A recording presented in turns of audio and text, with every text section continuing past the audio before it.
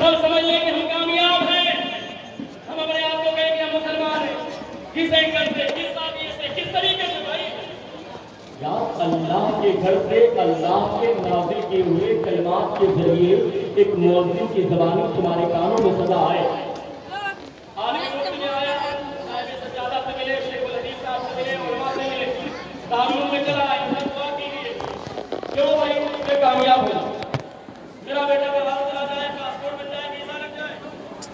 حضرت دعا کیجیے میری دکان چلنے لگے، حضرت دعا کیجیے میرا گھر بن جائے، حضرت دعا کیجیے میرا بیٹا اچھے اسکول میں پڑھتا ہے کامیاب ہو جائے، حضرت دعا کیجیے میرے بیٹے کی جاب لگ جائے، حضرت دعا کیجیے میرے باغ میں اچھے پھل آ جائے، حضرت دعا کیجیے میرا اچھا مکان بن جائے، حضرت دعا کیجیے میری دکان اچھی بن جائے. ساری چیزوں کے لیے آپ دعا کراتے ہیں کامیابی کے لیے. پوچھو صبح سے شام تک بھاگنے والا انسان کہاں جا رہے ہو؟ کامیابی کے پیچھے. اس لیے کہ صبح سے میں نکلوں گا نہیں تو کماؤں گا کیسے، کماؤں گا نہیں تو کھاؤں گا کیسے، اور بچاؤں گا نہیں تو اپنے بچوں کو پڑھاؤں گا کیسے، کھلاؤں گا کیسے. صبح سے شام تک کامیابی کے پیچھے بھاگنے والا انسان ذرا اس سے پوچھے تو صحیح، ارے کامیابی کے پیچھے بھاگنے والے نادان انسان کیا تجھے خبر نہیں ہے تو اپنے آپ کو کامیابی کے پیچھے لگایا ہوا ہے اور تو چاہتا ہے کہ تو کامیابی کو حاصل کر لے.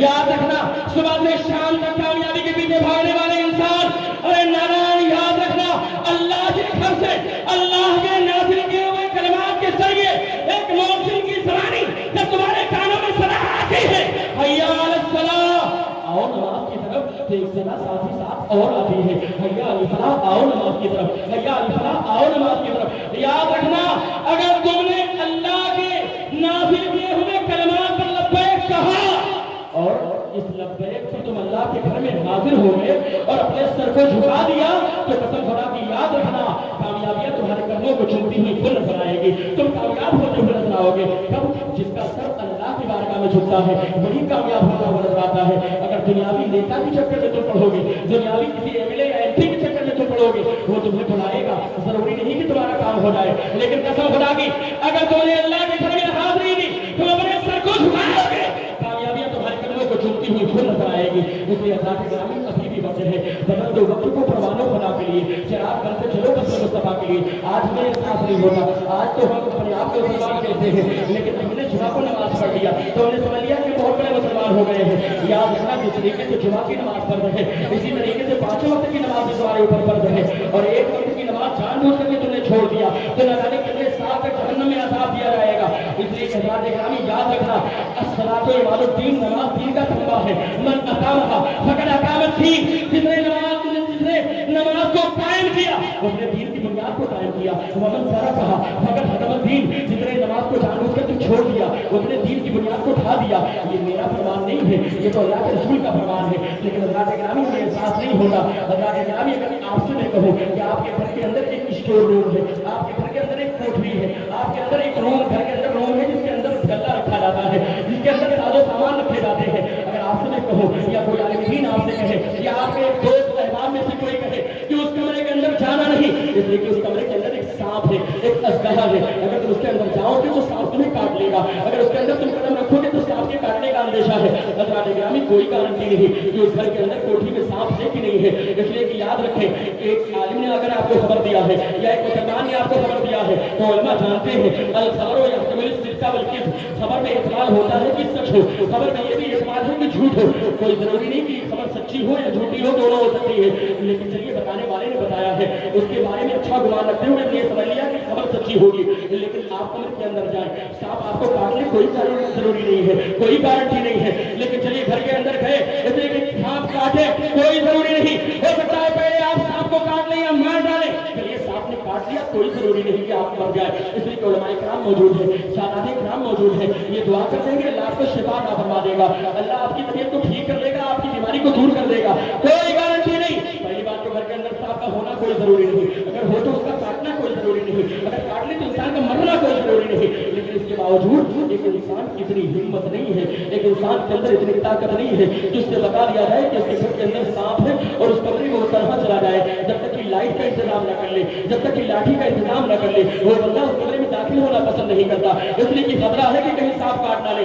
حالانکہ سانپ کا ہونا یقینی نہیں، اگر ہو تو کاٹنا یقینی نہیں، کاٹنے تو انسان کا مرنا کوئی یقینی نہیں. لیکن اس کے باوجود انسان اس کمرے میں جانا پسند نہیں کرتا، اس کے باوجود انسان اس کوٹھی میں اسٹور میں جانا پسند نہیں کرتا. اس لیے کہ انسان نے اسے خبر دی ہے کہ کوٹھی کے اندر سانپ ہے. حضرات گرامی ذرا غور سے سننا، ہمیں ایک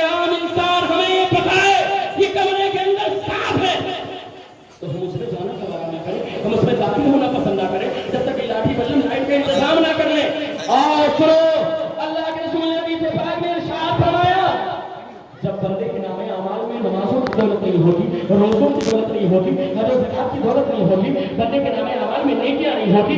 अल्लाह के रसूल इरशाद फरमाते हैं, जब बंदे के नामे अमाल में नेकियां नहीं होती, ऐसा बंदा जब कब्र में उतारा जाता है तो अल्लाह रब्बुल इज्जत उस बंदे पर एक ऐसा अस्तहा, एक ऐसा साम मुसल्लत कर देता है, अगर वो एक फूंक मारते तो सारी दुनिया के लोग हलाक हो जाएंगे।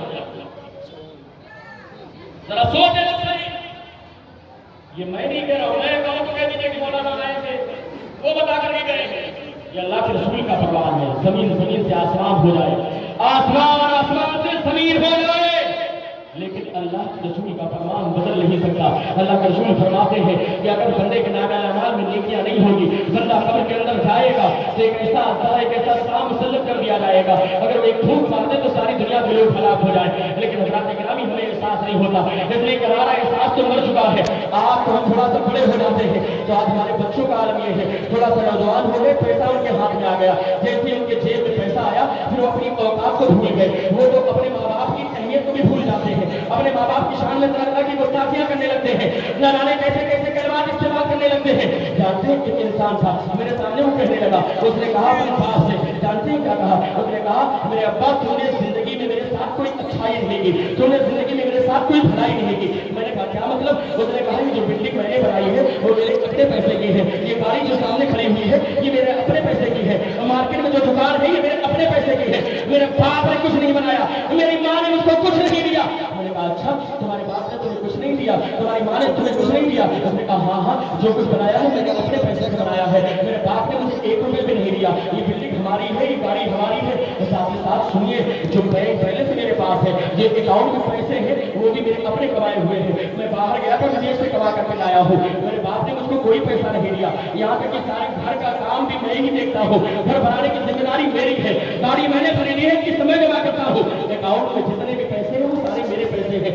अल्लाह के ग्रामी इतना वो कह रहा था और अपने बाप से कहा, जरा सोचो तो सही, एक वो बाप जो अपने खून पसीने की कमाई से किस तरीके से अपने बच्चे की परवरिश करता है, एक माँ जो अपना खून जिगर पिला करके किस तरीके से अपने बच्चे की परवरिश करती है, जरा सोचो तो सही, एक बेटा बड़े होने के बाद अगर इस तरह के जुमले इस्तेमाल करे तो एक बाप के सीने पर क्या गुजरेगी, एक माँ के सीने पर गुजरेगी क्या? जरा एहसास तो करें कसम खुदा कि वो बाप अगर उसको अपना सामान लेना हो, लेकिन याद रखना अगर आप भी एहसास करना चाहते हैं तो कर लीजिए, कभी बाजार जाए और आपके बेटे ने कोई फरमाइश कर दी है और आपके जेब में पैसा इतना ही है कि फरमाइश बेटे की सिर्फ पूरी कर सकते हैं, अपना काम बाद में आप कर लेंगे, लेकिन बेटे की फरमाइश आप पूरी करते हुए पहले नजर आएंगे, इसलिए कि एक बाप की मोहब्बत होती है बेटे से, एक माँ की मोहब्बत होती है अपने बेटे से, लेकिन आज के दौर में इस तरह का जवाब दिया जाता है।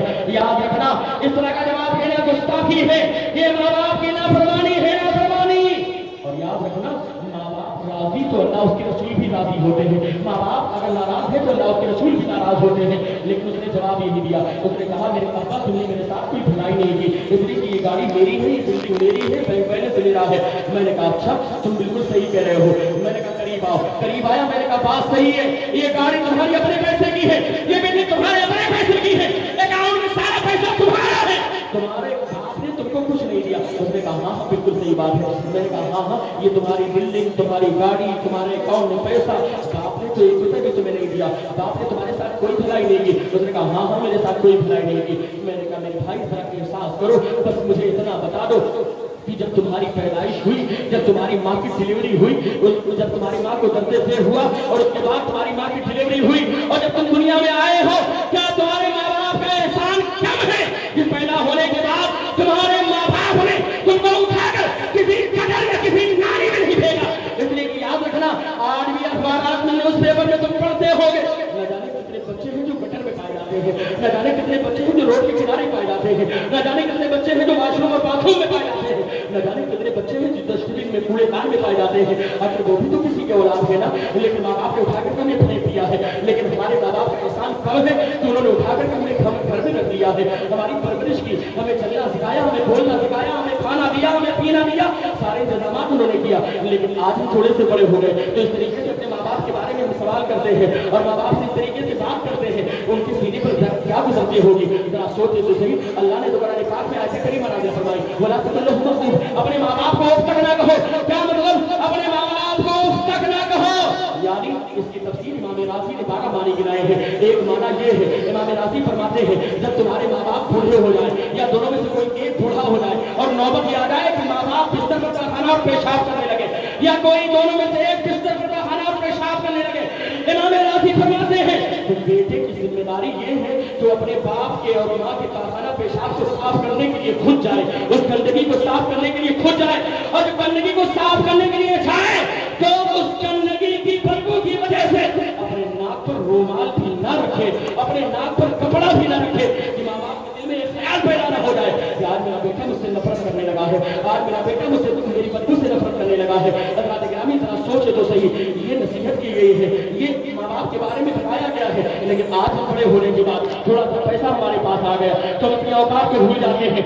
आज हम बड़ी तेजी के साथ अपने माँ बाप की शान में गुस्ताखियां करते हैं और उनसे सीने में बात करने के लिए तैयार नहीं है, उनकी बात को मानने के लिए मानने के लिए तैयार नहीं है। हज़रात गिरामी बड़ी तेजी के साथ मेरी गुफ्तगू मुकम्मल होने वाली है, 2-4 मिनट में मेरी गुफ्तगू मुकम्मल हो जाएगी, लेकिन गौर से सुनना। अल्लाह के रसूल की बारगाह है, एक साहबी रसूल है जिनकी तबीयत बहुत ज़्यादा खराब है, साहबिया अल्लाह के रसूल की बारगाह में हाजिर हुई, हाजिर होने के बाद अर्ज़ करने लगी, या रसूल अल्लाह मेरे शौहर की तबीयत बहुत ज़्यादा खराब है, ऐसा लगता है उनका बिल्कुल आखिरी वक्त है, ऐसा लगता है कि उनका इंतकाल होने वाला है। अल्लाह के रसूल ने सहाबा इकराम को साथ में लिया और लेने के बाद फौरन उनके घर पर तशरीफ ले गए, देखा वो साहबी रसूल है, बिल्कुल आखिरी लम्हात चल रहे हैं, ऐसा लगता है कि रूह को पकड़ उसी से बर्बाद करने वाली है, ऐसा लगता है कि अभी जान निकलने वाली है। इसलिए अल्लाह के रसूल करीब गए, करीब जाने के बाद अल्लाह के रसूल ने कलमे की तलकीन किया, कहा कलमा पढ़ो, ला इलाहा इल्लल्लाह मुहम्मदुर रसूलुल्लाह पढ़ो। हमारे यहाँ भी किसी का आखिरी वक्त आता है तो उसे कलमे की तलकीन की जाती है, अल्लाह के रसूल ने कलमे की तलकीन की, लेकिन तारीख में रिवायत में मौजूद है जब अल्लाह के रसूल ने कलमे की तलकीन की तो उनकी ज़बान खुलती तो जरूर है, लेकिन ज़बान पर कलमा नहीं आ पा रहा है, ज़बान पर पूरा कलमा आ नहीं रहा है। अल्लाह के रसूल के चेहरे का जुगराफिया बदल गया, अल्लाह के रसूल जलाल के आलम में है।